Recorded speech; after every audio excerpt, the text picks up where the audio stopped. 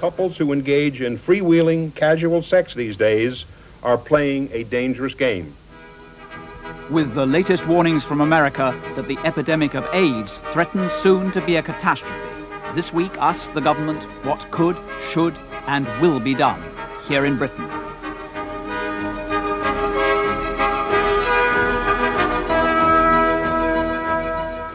Good evening.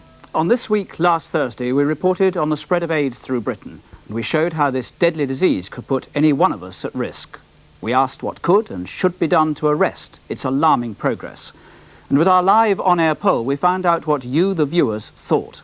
After the programme, we were inundated with telephone calls, almost 6,000 within 24 hours.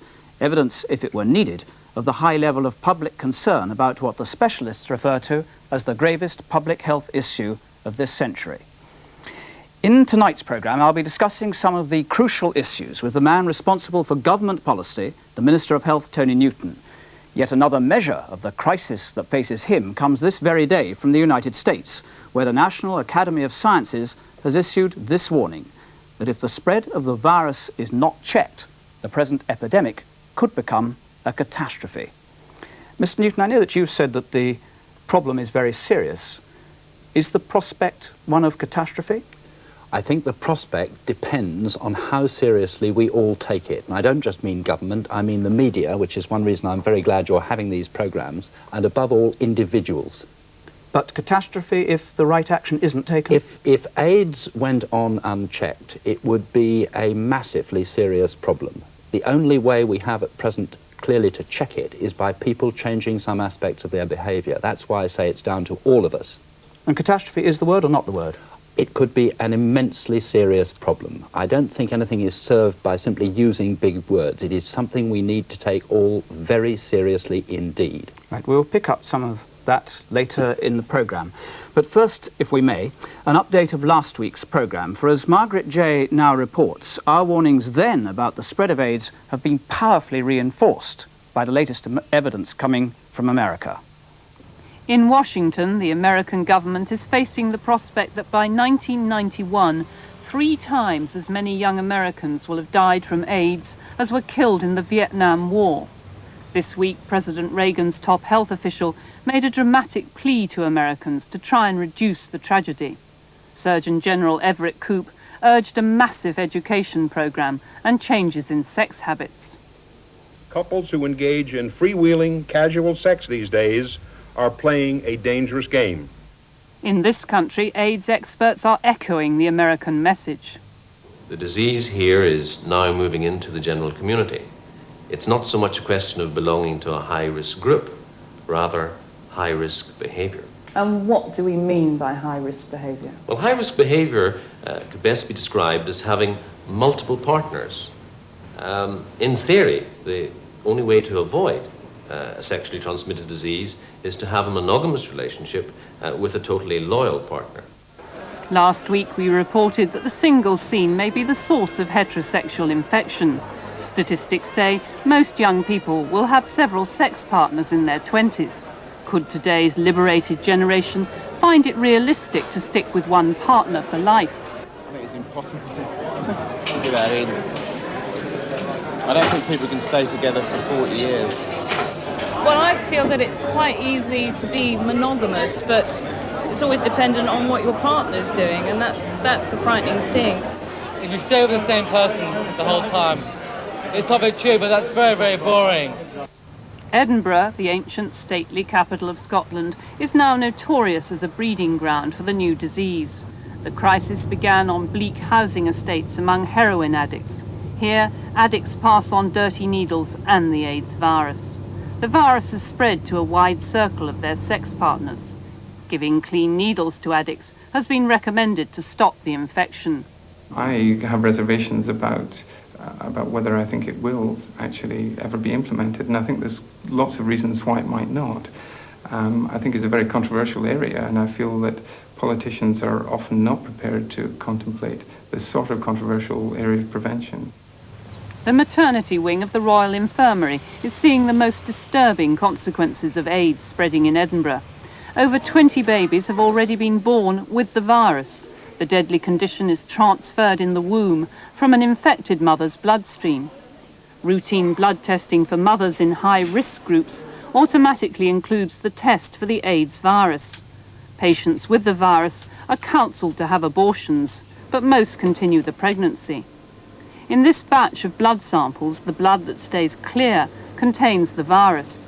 Nearly a quarter of those tests on high-risk women seem to be infected.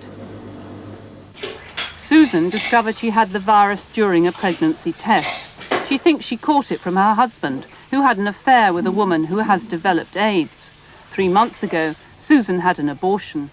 They gave the baby a 50-50 chance, and they told me I would have an 80% chance of developing AIDS. Right now, the chances are in my favour that I won't go on to develop it. But if I hadn't had the test done, in 2 years' time I would have seen the child die in front of my eyes. Most likely myself. The whole choice was up to me, though. I've thought about sterilisation, but I decided against it myself, although I'm not going to have a child, you know, obviously, in these circumstances. I'm assuming I'll have the virus all my life, so no pregnancy. You have to accept it, don't you? Susan was attending a London hospital when her test showed she had the virus. In many places, the test wouldn't be suggested. Susan's story in last week's programme alarmed women all over the country. The Department of Health asked us to allay fears. Sir Donald Atchison, the government's chief medical officer, said, except for women in the high-risk groups, there's no reason for women to be worried and to consider seeking a test for the AIDS virus. Some AIDS experts think this statement is unclear about the risks. I think it's very difficult to define what is a high-risk group among heterosexual female patients. Would it be sensible then, in your view, for a woman who was pregnant, particularly if she lived in a part of the country where it was known that the AIDS problem was worse, like London or in Edinburgh, to have the AIDS blood test? Certainly. If I was living in the Edinburgh area, or had friends living there, and their wives were pregnant, I would have thought it was a common sense procedure. It would allay any anxiety that the patient had, and at the same time might sadly, but beneficially in the long run, diagnose people who were unaware that they had the infection. Minister, just picking up that point of Dr. Harris there, wasn't your department being slightly misleading, albeit inadvertently, and wouldn't a woman who didn't know whether or not the father of her child was a bisexual or had been perhaps to parts of the world and not knowing what he'd been doing there, wouldn't she be wise, in fact, to ask for a test in case she had contracted AIDS? I think it's certainly the case that women who have any reason to suppose that they might have been exposed in any way should seek to be tested if they wish, and that we should make sure that they can be tested if they ask for it. And that I can certainly undertake that we would do. Does that mean that you believe also that there's a strong case for extending the normal blood testing of a pregnant woman to include blood testing for AIDS? I think that I'd want to stick to what I've said, that we should offer the opportunity to those who feel that they would wish to be tested. As soon as you get into the business of compulsory testing, which we're verging into, I think you raise a whole range of different issues. But of course, having heard you say that, a lot of women watching this programme now, particularly those who live, as we heard, either in or around Edinburgh or have friends there, or indeed in London, which is a higher risk area, are actually going to ask for that test, aren't they? Do you welcome that? I think I'd want to be quite clear. The Chief Medical Officer was seeking to reassure people that at the moment, so far as we can judge, the risks of pregnant women having AIDS are very small. There would clearly be no purpose served in raising unnecessary anxieties amongst large numbers of people. What I'm saying is this, that if women are worried and feel that they would wish to be tested, I think we have a duty to make sure that that is possible and can be done. Do you believe that those women who appallingly find that they are infected should have an abortion rather than go through with the pregnancy? It's very difficult, I suppose, to make judgments for other people. I think if I were in that position, and it's inescapably difficult, I suppose, for a man to judge, I would want to do so. Anybody who turns out to have the AIDS virus, and perhaps particularly a pregnant woman, would obviously need very extensive counselling, but I have no doubt that many would wish to have an abortion, and I would have thought that under the current abortion laws, those would be circumstances in which one would be offered. Can you imagine circumstances under which such abortions would become compulsory? I can't at the moment envisage circumstances At the moment. in which we would, well, I think we're raising questions that go to the heart of the clash between some of the issues that are being discussed now in relation to AIDS and the values of a free society. We will come to those a little bit later in the programme. One more question on this. The proposal that drug addicts should be given clean needles so they don't pass on the infection to other drug addicts or indeed to people who aren't drug addicts. Why don't you encourage free needles for drug addicts? Well, that is something that, as you know, has been proposed by a committee in Scotland and which we are actively looking at the moment. Again, it's a difficult question of balance. If we end up appearing to sanctify action, in this case drug abuse, in this case using needles, you're saving lives. You're saving lives. Which is itself risky, if we appear, as it were, to be sanctioning the activity which is inherently risky, then it could be that that ends up being worse than the present problem. But it is something we do need to contemplate, to pick up the word that the doctor used, and we are contemplating it. Can you afford to go on contemplating it for a long time? Haven't you got to resolve the dilemma pretty quick? There are a lot of things here that we can't afford and are not going to go on contemplating for a long time. Right, well, a lot of what you said there lead us on to a whole set of questions about what action you might be taking. Perhaps we can pause for a moment so that Margaret J. can bring us up to date with some of the proposals that have been made for government action, for action by you, Minister. Margaret? Last week we reported on some of the drastic suggestions which have been made to try and stop the spread of infection. MP Tony Favell, the Secretary of the Conservative Backbench Health Committee, suggests testing people as they arrive in Britain from high-risk areas, and that would include the United States. Some medical experts have advocated trying to screen the whole population. Since our programme, the distinguished Oxford professor, Sir Richard Doll, has spoken in favour of widespread testing. Another proposal is to insist that those people who are identified as virus carriers should have special ID cards. All these ideas would have a serious impact on medical confidentiality and civil liberties. Last week we polled our viewers to find out what you think about compulsory screening. 76% were in favour of compulsory screening, 17% were against, and 7% said they didn't know. People who work with AIDS victims are alarmed by support for screening. One understands public concern, but the reality of the problem at the moment is that most of the people who would be identified by any kind of compulsory screening are essentially going to be drug users or homosexual or bisexual men, and the spread into the general population is alarming but as yet relatively restricted. Now those particular groups in society have felt threatened. Indeed, drug users their activities are illegal, homosexual activities are only sanctioned in certain areas.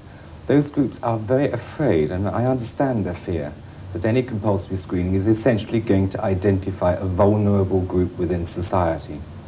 Now, at the very first suggestion that there will be any compulsory screening, these particular groups are not going to come forward to the hospitals. When we asked viewers if AIDS carriers could be identified, should they be compelled to carry identity cards, 95% were in favour, only 4% were against, and 1% didn't know. Next week, Californians will be asked to vote on a controversial initiative that it said could make AIDS victims lepers. In California, AIDS is already an epidemic. The radical right has found easy support for Proposition 64. If it succeeds on November the 6th, virus carriers will be immediately excluded from public and private schools, excluded from commercial food handling facilities, and subjected to isolation and quarantine. Supporters are whipping up public alarm. Quarantine will be applied where necessary in order to prevent the spread of the disease. Minister, you just heard there the pressure in California.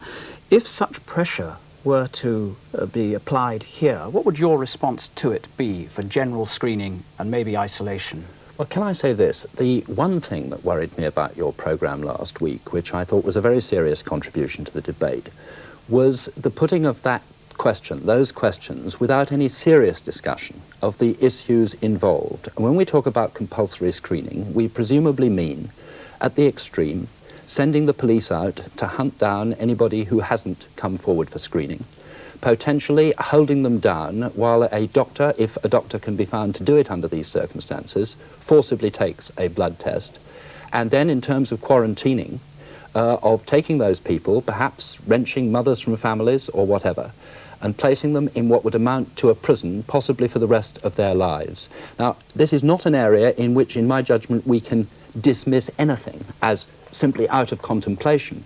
But there are issues there which need immensely serious consideration before one could advance down that track. What you're saying is that if you were to introduce compulsory screening, it would be the most dire decision for a government ever have to make in a democracy. I'm simply asking that some of the people who very understandably voted in your poll last week should at least take a few minutes to consider some of the implications, including, for example, the fact that presumably everybody would have to carry identity cards, and it would have to become, I presume, a criminal offence not to carry an identity card. Margaret said in her introduction that there's a clash here with some civil liberties issues, and there is a very big clash indeed between what we normally take to be the values of a free society and the value of a healthy society. And it's something we've all got to think very hard about. It's not just something for government to take snap decisions about. What then is your view if in the private sector, insurance companies, pension funds and even individual companies require of those who take out pensions or apply for jobs that they should demonstrate that they don't have AIDS, if that became extensive? Well, that would be in line with the policy of many such companies at present in relation to other health risks. I remember on one occasion having to undergo a medical for insurance myself because I'd had a condition which was curable and was cured, but which caused them anxiety. So that would be in line with their existing policy. That, I think, is a separate issue. What then about, in America, for instance, the armed forces? If you apply to join the armed forces, you have to have a test against AIDS. Could you imagine that being applied here in Britain? I think, again, anything which involves asking people to undergo a test voluntarily before that somebody else enters into an agreement with them, whether to employ them or to offer them insurance, is a quite different issue from government compulsorily insisting on tests with all that goes with that. Well, say if for reasons of pensions and things like that, government departments decided that they would do exactly what the private sector were doing, you would have the same effect in the end, which is a lot of people who were carriers being in effect treated economically and probably socially as well as lepers. Well, that is undoubtedly a risk and another of the issues, but it's not quite the same issue as compulsory screening, identity cards and quarantine. Are you fearful about people being turned into lepers? There is clearly a possibility of the kind of pressure building up which is building up in the United States in relation to Proposition 64. It remains to be seen what the outcome is. I gather there is a great deal of opposition to Proposition 64 as well. We'll see what happens. Minister, could we again pause, if we may, to look at the question of a mass campaign of public education? On this issue, the government has come in for some very fierce criticism indeed, accused of doing too little, too late, and in too mealy-mouthed a way. The question is not only one of cost, but also propriety. You can't win the war against AIDS without a message that is absolutely unembarrassed and wholly explicit. The doctors would like to see on television some simple, blunt guidance for people who are not in a long-term sex relationship with one partner. Anyone who has a casual sexual encounter should avoid any contact with the casual partner's semen. In other words, always use a condom during intercourse. Never have oral sex when semen may go into a partner's mouth. Never have anal sex when delicate skin tissues may get torn. Men should not have intercourse with a casual partner when she's having a menstrual period. The AIDS virus can be present in menstrual blood. Other, less common activities to be avoided include contact with a partner's urine, so-called water sports, and sadomasochism, where partners may whip or beat each other and cause blood to be exchanged. Sharing sex toys like dildos is also thought to be dangerous. So what's the solution, the ideal solution? Well, the ideal solution would be to find one loyal, stable partner for life. The reality is that this is not always possible, and that it's very important that if people do take risks or do have multiple partners, that they use condoms. Promoting condom use by advertising on TV has been banned until now. In the AIDS era, this may change. Don't stop. Scarlett insists her friends wear the strong protector. Profiltex, the strong one. Doctors would like to see this message on TV, but broadcasting authorities have been wary of audience hostility. Last week, we used the electronic viewer poll to ask if you are now in favour of using television to promote safer sex and the use of condoms. 85% said yes, 11% said no, and 4% said they didn't know. We have lives to save, and that overrides good taste and sensitivity. What do you feel should be done to deal with this potential problem? Well, in the first place, we need a national policy on what we're going to do about AIDS. This government, and I don't think any of the other political parties, have really come to terms with AIDS. We've got to consider really that we're at war. And if you're at war, you don't leave it to voluntary bodies, to local health authorities, to local authorities to determine what's going to be done. You dictate and you provide the money for it. This is an occasion when government has got to govern. Government has got to determine what is going to be done. Minister, can I pick up first the poll overwhelmingly in favour of the use of television? Would you like to see advertising for condoms, sheaths, whatever they're to be called, on television? I'm not quite sure whether you mean commercial advertising for particular brands or general advertising of the value of condoms in making sex safer than it would otherwise be. Let's take either case. I think that the latter, general advertising for the use of condoms as making sex safer, not completely safe, but safer, is something that probably will be something we ought to look at. Well, you see, you keep saying things like we ought to look at, we ought to look at. Aren't you postponing decisions that you ought to be making today? Well, I don't think we are postponing decisions we ought to be making today. What we are trying to do, and very urgently, I do want to emphasise, is precisely what the doctor just called for, which is a national policy on this matter about building on what we've already done to educate people in relation to AIDS.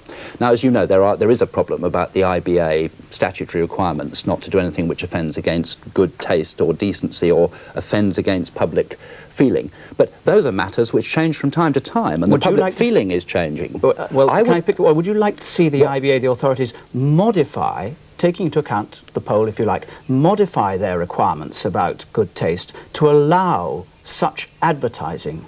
I think the first thing for us to do, which is what we're doing at the moment, is to decide how best to build on those pretty explicit adverts, very explicit by government standards, that we've already placed in the national press twice this year.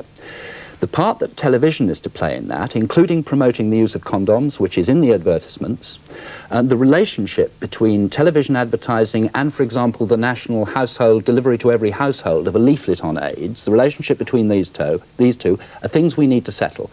We shall do that soon, and at that point we then approach the broadcasting authorities about how to carry that programme through. But it is pretty commonly held that television is the most powerful means of communicating important messages, simple, basic, important messages.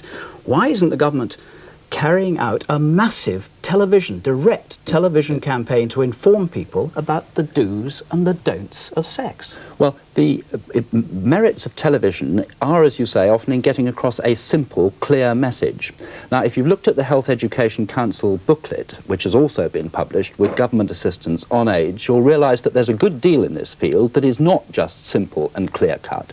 That is why I raised the issue of television being used, possibly being used, to back up other efforts. I don't think it is necessarily the only answer. I'm convinced that it has a part to play. But many of the people who are at risk are not going to read, however excellent, Health Education Council booklets. They are likely to watch television. You have direct drug campaigns on television. Yes. What's standing in the way of you having the same thing on AIDS? Have the leaflets as well, but why not a direct television campaign? I have very little doubt, in fact virtually no doubt, that television will prove to be an important part in what we want to do.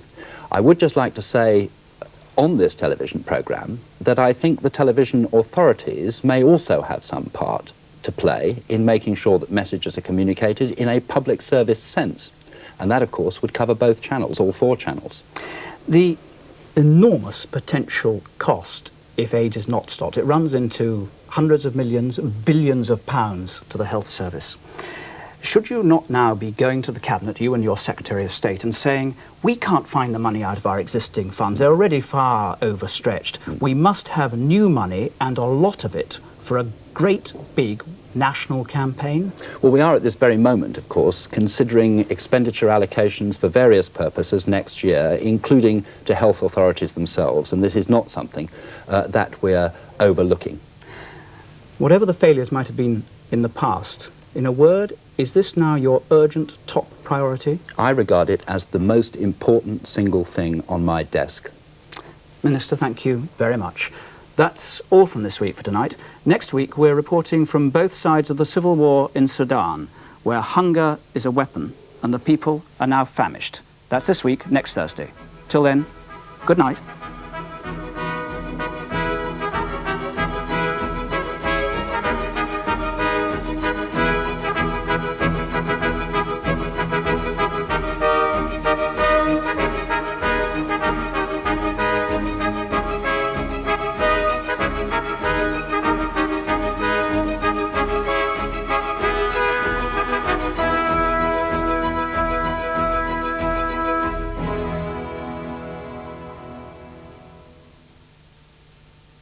If you'd like to hear more information about AIDS, you can phone our Dial and Listen tape.